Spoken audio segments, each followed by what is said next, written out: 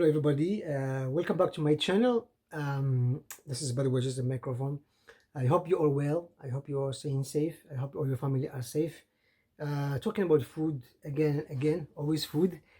Today I have chosen something I come across about. It's this is a book called the Vegetarian Myth: Food, Justice, and Sustainability.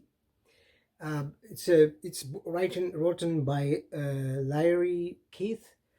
It's a lady who was vegan for about 20 years, and she claimed that being vegan could give you cancer, you could become depressed, you could lose your blood became thinner, etc., etc. So I was very curious to see. So I wanted to share with you this book. It's a good read. She did a lot of researches. So her book is about 272 pages, and she gathered almost 95 books just to as a sources, just to back up her ideas. It's a very interesting book. Her idea is that when she was 16, she became vegan. She became vegan, and then for 20 years, and then about 20 years later, she found out that being vegan almost killed her, and she lost weight. She became depressed. She became. Her book is very interesting. She gives a few examples of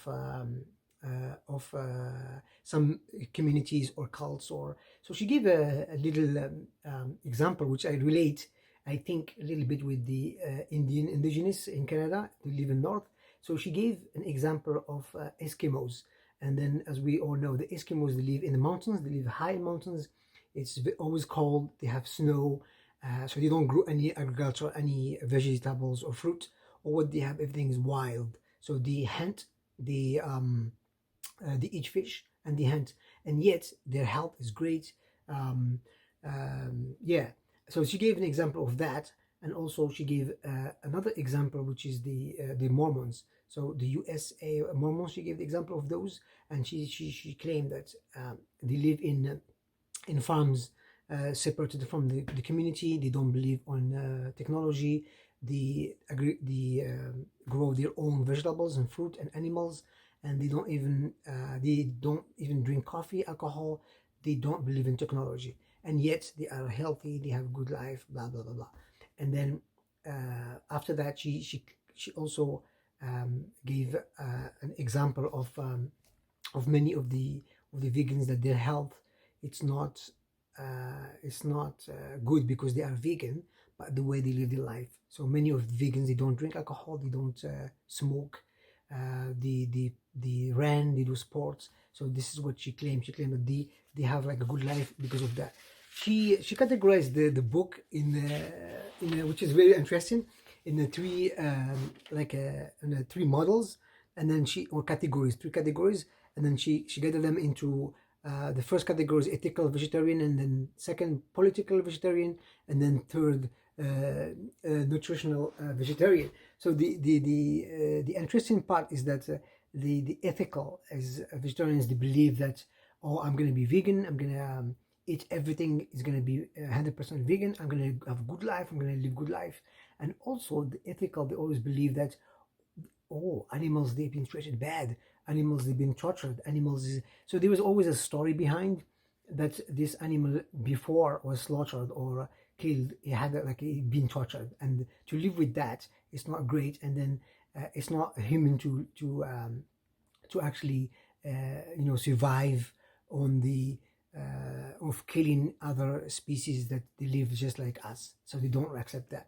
And then the second one is the political. So the political vegetarians, they think the whole world problems of poverty will finish if we all become vegan and we all eat fruit and vegetables, which is a little bit extreme, but I understand. And then the nutritional vegetarians is the ones that they think, I have to stick to being vegetarian, and then I have to eat everything 100% vegetarian, and I'll become healthy, and I'm gonna live longer and good life.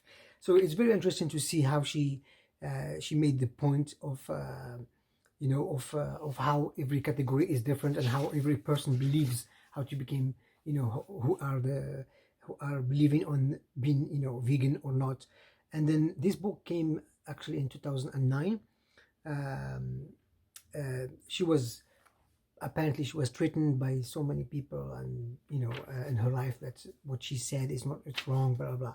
Anyway, I just thought I'd give you an idea about this book, and hopefully, you know, if you want to check it out or you want to like it, I will say this: everything is great.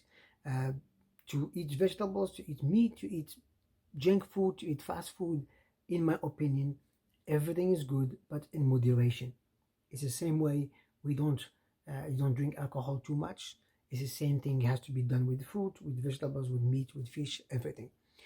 Yeah. So finally, this is my opinion, my personal opinion, and this is how majority of the Mediterranean area, maybe they have a little bit less some of the junk food, but it doesn't mean all of it.